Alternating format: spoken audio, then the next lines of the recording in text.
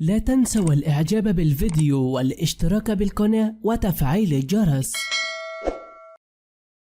وفاة الفنان المصري علاء عبد الخالق عن عمر ينهز 59 عاما. توفي الفنان المصري علاء عبد الخالق في الساعات الأولى من صباح الثلاثاء عن عمر ينهز 59 عاما بعد صراع طويل مع المرض، وسط حالة من الحزن الشديد عليه من عدد كبير من الفنانين. ونعى عدد كبير من الفنانين عبد الخالق مثل عمرو دياب ونجلاء بدر وحميد الشاعري ومحمد فؤاد ومصطفى قمر وعصام كريكة وغيرهم. ولد عبد الخالق في 23 فبراير 1964. درس في المعهد العربي للموسيقى وتخصص في العزف على الني. أطلق ألبومه الأول مراسل عام 1985 بالتعاون مع حميد الشاعري، ثم أطلق ألبومه ويكا عام 1987 وعشانك عام 1989. كان آخر ألبوم أصدره هو حب